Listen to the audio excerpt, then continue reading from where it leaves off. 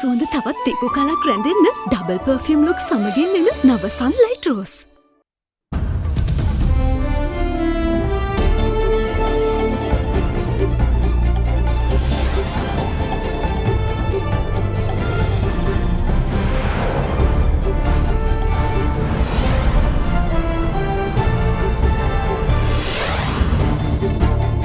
Tonight, factual inaccuracies.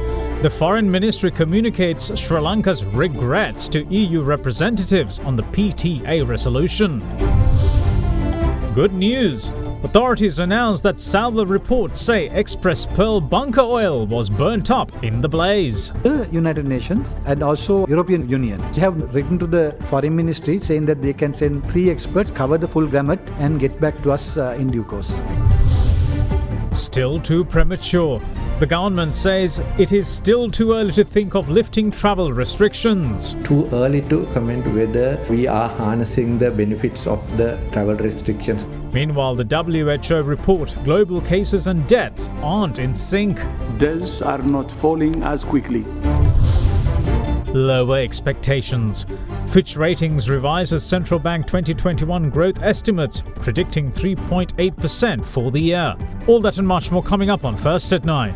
This Tuesday, the 15th of June, 2021. ඒ කියන්නේ life boy අවස්ථා 10කදී ලෙඩ රෝග 10කට හේතු වන වෛරස් ඇතුළු විෂ පිෂවලට එරෙහිව සටන් කරනවා කියලා.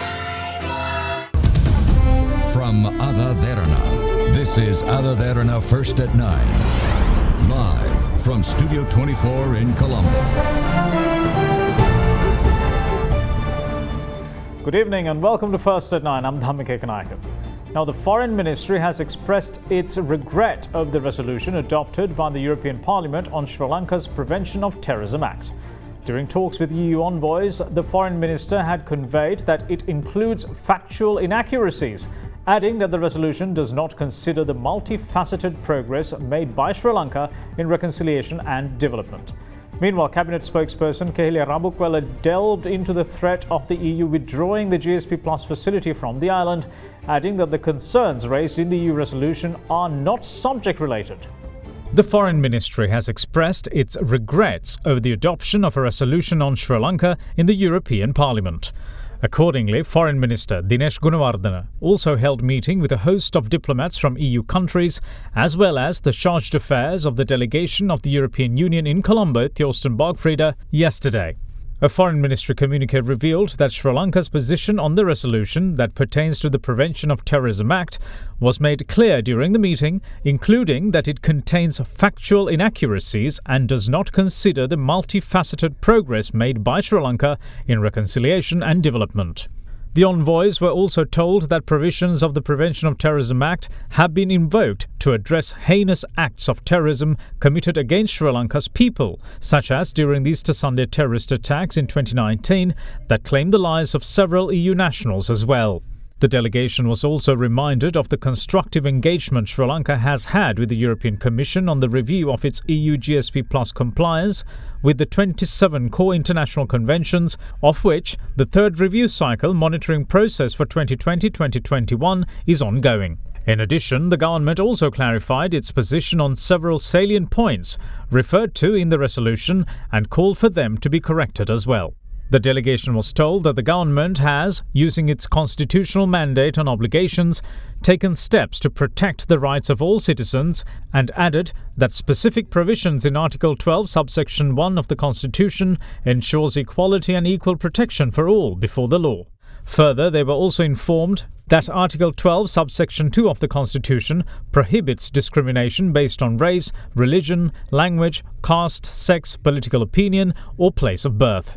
As for the Prevention of Terrorism Act, the delegation was told that the government was in the process of revisiting its provisions in keeping with its commitments and that existing legislation was being studied to propose all necessary amendments. Further, the ministry also rejected the resolution's claim that the PTA was used for arbitrary arrests and detention of minority groups.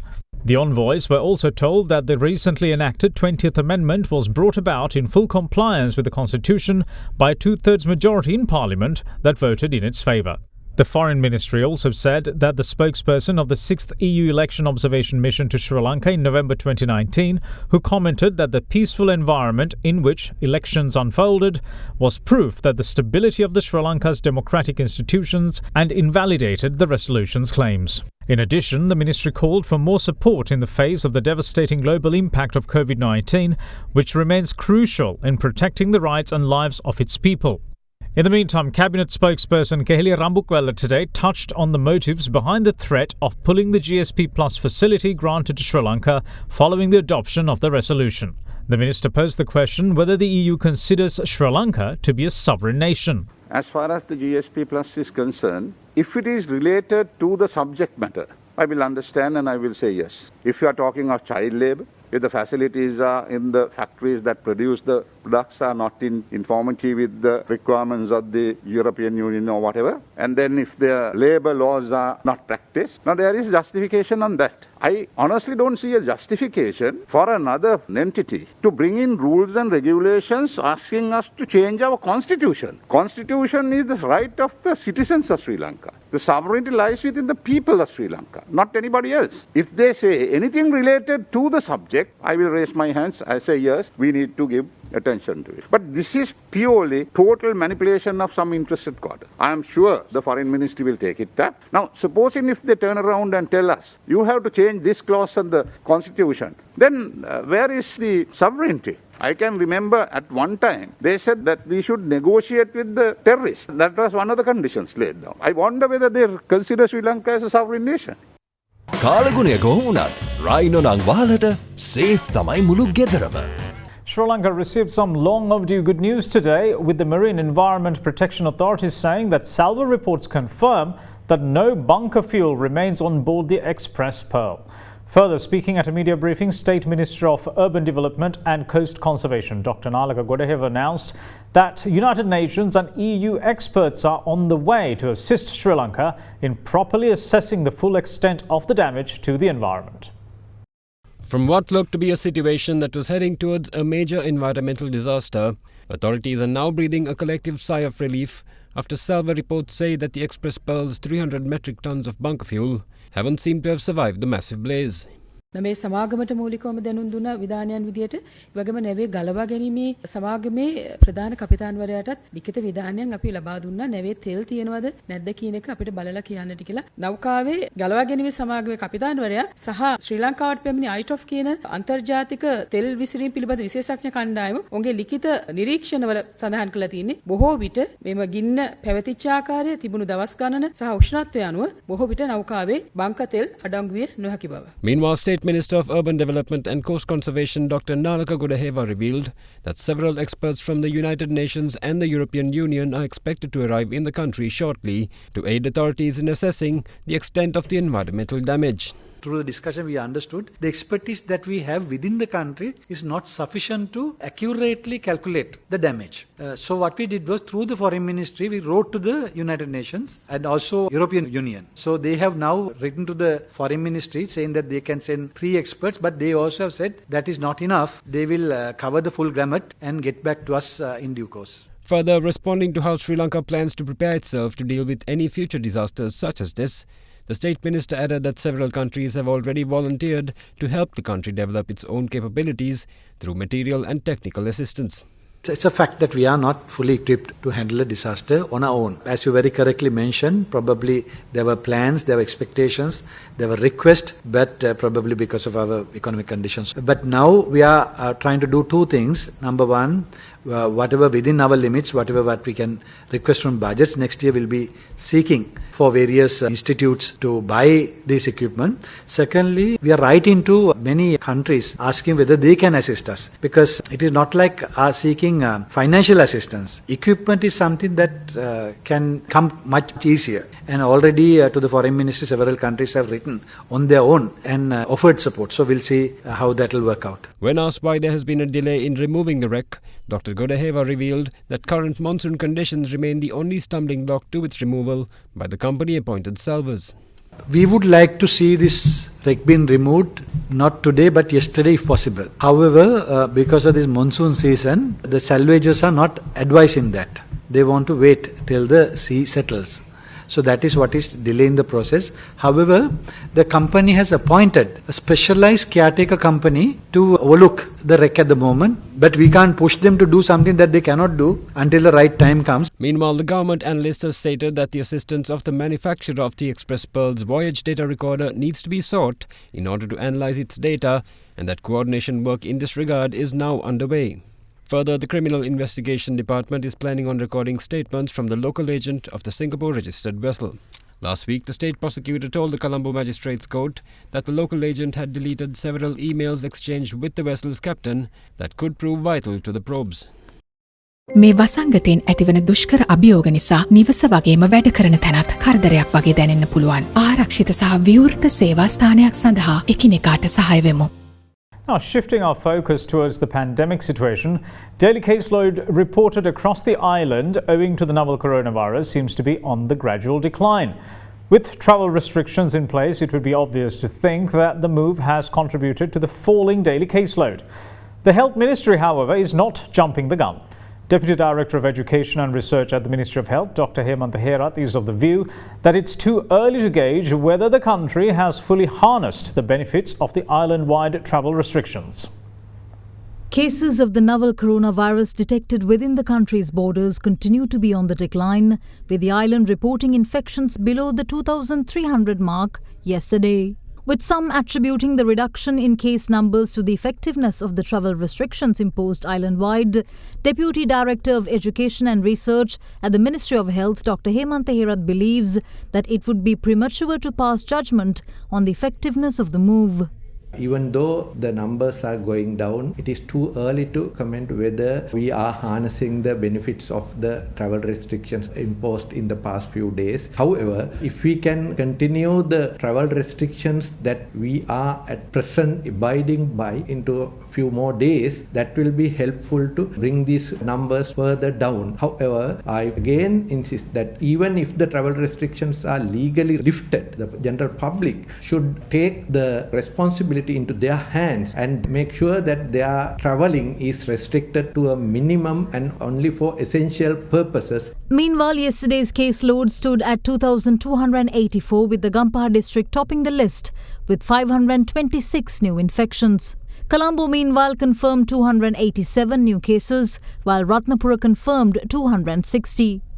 Also, the cause of death of 55 people who passed away yesterday have been confirmed as COVID-19 related complications.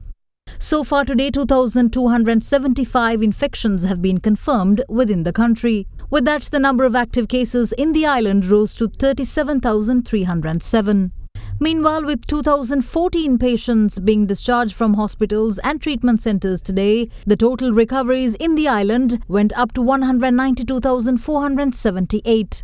On the immunisation front, 2,317,012 people have now received at least a single dose of a vaccine against COVID-19 approved in Sri Lanka for emergency use. On 14th June, 263 persons have been given the second dose of Covishield, and the total number has gone up to 355,675. And yesterday, 31,440 persons have been given the first dose of Sinopharm, and the cumulative number of those given the first dose of Sinopharm has gone up to 1,326,784. And the total number of persons who got the second dose of Sinopharm vaccine has gone up to 253,835. And yesterday, 1,576 persons have been given with Sputnik second dose, and the cumulative number has gone up to 3,690. Meanwhile, Dr. Herath also rubbished the notion that face shields can be used as a substitute for face masks. This face shield is intended to supplement the face mask and not to replace the face mask. The face mask of reasonable quality is the most important protective measure to prevent the spread of disease from an infected person to others. There is a buzz on the topic of mixing and matching vaccines, particularly on the possibility of using the Pfizer jab in place of AstraZeneca's second dose. The man at the heart of it is the chair of strategic management of the World Health Organization, Alejandro Cravioto. I think that the data we have so far published in the last couple of days shows that you can combine AstraZeneca in the first dose with the second dose of Pfizer vaccine. That is what we have information coming out of Spain, coming out of the UK, coming out of Germany. With that, State Minister of Production, Supply and Regulation of Pharmaceuticals, Professor Channaja Sumana today stated that Sri Lanka too is looking into the possibility of replacing the second dose of the AstraZeneca vaccine with the Pfizer jab.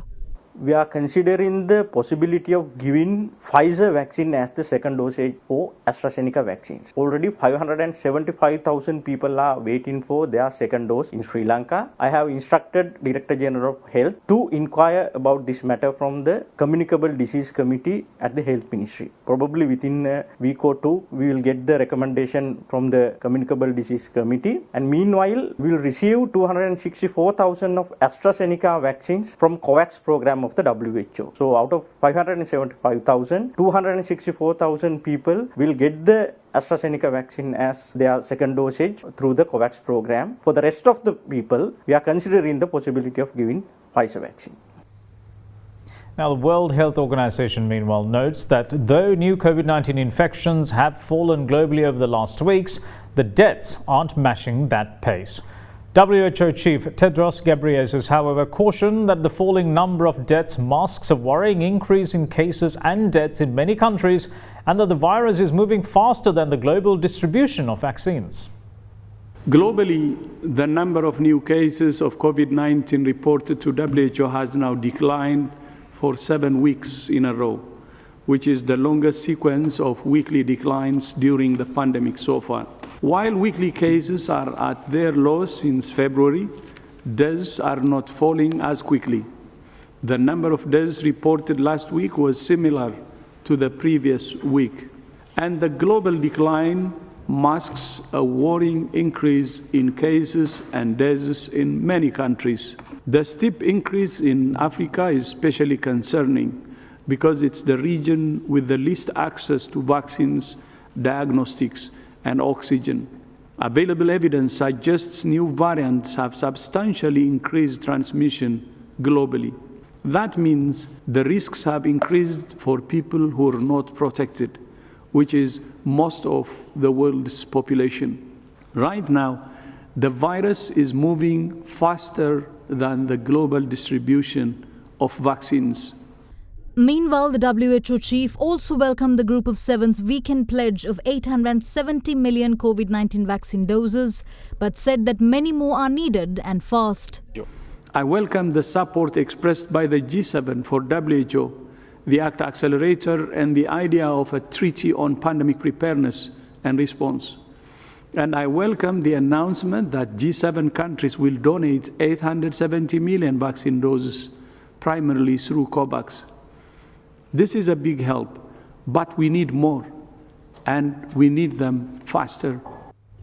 Now, in a bid to prevent a further spread of COVID-19 within the borders, the Philippines has extended its travel ban imposed on Sri Lanka and 6 other countries, including India, until the end of this month. Meanwhile, police continue to warn against organising events during the travel restriction period, adding that special teams have been deployed to nab such violators. Despite restrictions on movement being in place, a significant number of vehicles were seen entering Colombo this morning.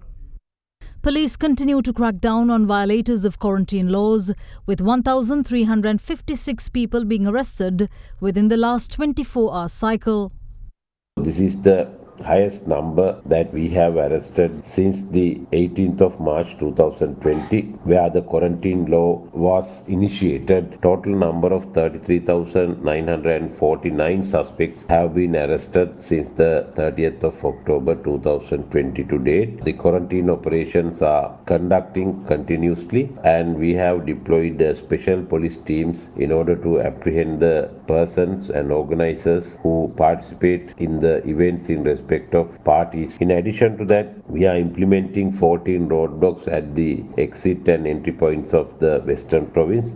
Meanwhile, last night, police launched an operation to raid shops in the police area of Alutgama and warned several shop owners who kept them open in violation of travel restrictions.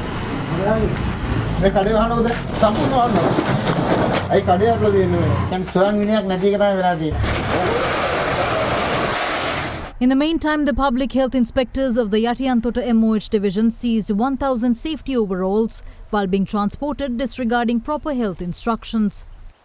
The PHIs then burnt over 100 of those suits while advising not to use the rest for at least 14 days. They also moved to quarantine the workers involved in the manufacturing process for a period of 14 days.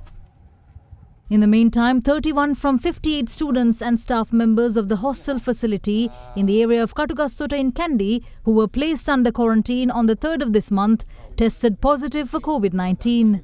The hostel was in operation despite the imposition of the travel restrictions, and the people involved were quarantined by health authorities. What's more, the Philippines has extended its travel ban for all inbound travellers coming from Sri Lanka until the 30th of this month.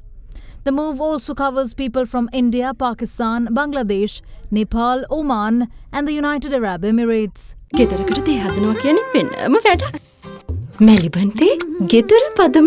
Now, addressing the weekly cabinet media briefing today, spokesperson Kehiliya Rambukwala stated that discussions are underway at government level to chart out which sectors would need concessions to cope with the recent fuel price hike. The minister added that the government was forced to impose the price, or fuel price hike, I should say, with a heavy heart, which was determined by outside factors alone. At the weekly cabinet media briefing held this morning, spokesperson Kehiliya Rambukwala offered an update on the progress of large-scale development projects at the end of the first quarter of this year. He revealed that 284 large-scale development projects have been targeted for the year 2021, costing a total of 692.5 billion rupees, of which 53 are those pertaining to the government's Drinking Water for All and 100,000-kilometer road development projects. Further, it was also revealed that the government plans to upgrade one hospital in each district so that they can provide national hospital-level medical treatment, theatre and laboratory facilities. The district-based hospitals of Matale, Navalapitiya, Ambalipitia, Avisavella, Gampaha, Mana, VAVUNIYA, Kilinochchi and Mullaitivu have been earmarked under this project. Further, the Cabinet of Ministers has also green-lighted a proposal furnished by the Minister of Trade to enter into discussions with relevant authorities in order to enter into a preferential trade agreement with the government of Bangladesh.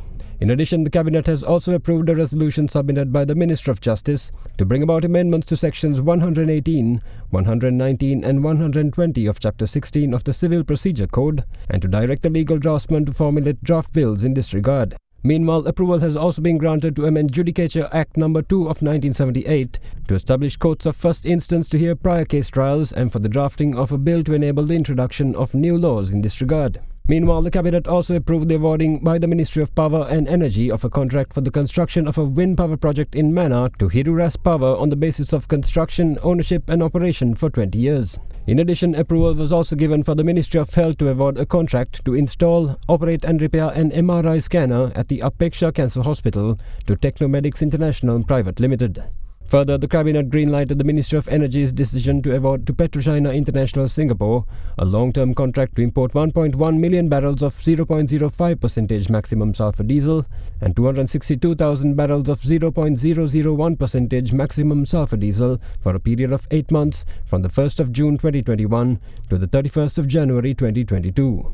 In addition, the Cabinet also approved the Ministry's proposal to award a contract for the importation of MURBAN crude oil for a period of 9 months from the 1st of June 2021 to the 28th of February 2022 to CONSCIO Limited, Nigeria. Meanwhile, responding to media questions on whether the government will introduce concessions for select industries, Cabinet spokesperson Kehiliya Rambukwala revealed that the fuel price hike was a tough decision and that discussions are being held on the exact specifics. Yeah, the fuel concession is being discussed. It's not with joy that we have done this. It is with lot of restraints. A lot of considerations have been placed in this matter. Unfortunately, I think we have come to a crisis situation with regard to that. Nevertheless, that certain sectors, already I think we're looking at the fisheries sector where daily earnings are concerned from 2005 to 2015. Whenever there was an increase, and if the increase was something considerable, then we always had some sectors given certain concessions. So that will be looked into. Chairman of the VAVUNIYA Urban Council, RASALINGAM GAUTHAMAN, has been arrested by the police over an incident pertaining to assault. Police media spokesperson DIG Ajit Rohan has said that a complaint had been filed against the Urban Council chairman by the manager of the rest house in VAVUNIYA. In addition to the assault charge, 2 complaints of intimidation are also filed against him. A whale shark caught in a fishing net has been rescued and released back to the ocean yesterday in Trincomalee. The shark had to be revived since, as a species, sharks need to keep swimming and have water travelling through their gills for them to survive. The animal was caught in the net cast by fishermen from the area of Kalaram. Unlike the great whites and reef sharks, whale sharks are filter feeders. They are slow-moving and harmless to humans. Whale sharks are the largest shark and also the largest of any fishes alive today. They can also grow to a size of 20 meters. Unfortunately, due to human activity, whale sharks are listed as an endangered species.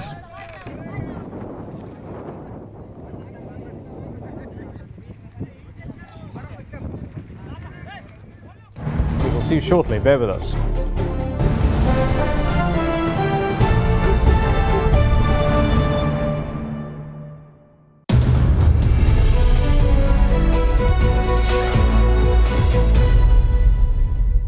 Welcome back. This is First at 9.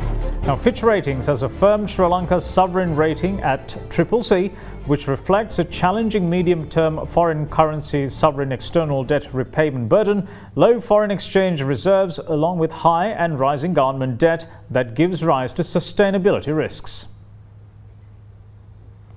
It adds that Sri Lanka is due to service a total of about $29 billion in foreign currency debt obligations between now and 2026, against foreign exchange reserves of $4.5 billion as of end of April 2021.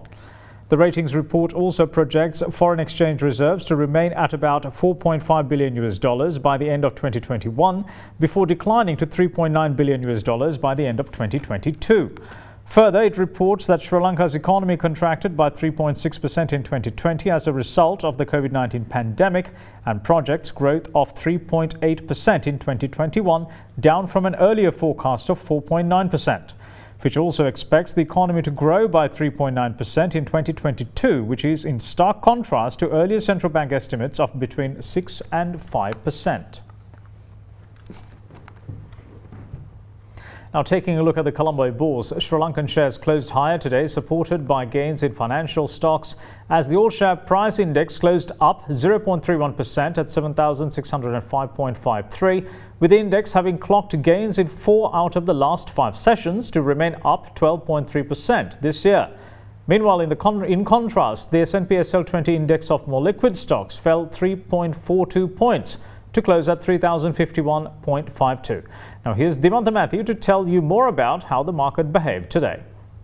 Yesterday we saw a bit of a struggle in the market with some negative sentiment due to the fuel price hike that was implemented on Sunday. If you take today, during the first half of the day, a similar trend was followed and the market was in sort of a struggle until about the midday. However, after that we saw a bit of a gain. We saw buying interest coming back after investors identified the fact that the fuel hike was not a significant impact because the furnace oil prices were not changed. So with that, we feel that there was a lot of buying interest that came back into the market. A lot of retail activities improved during the second half of the day, and due to that reason, we saw turnover levels rising and ended at 1.7 billion rupees.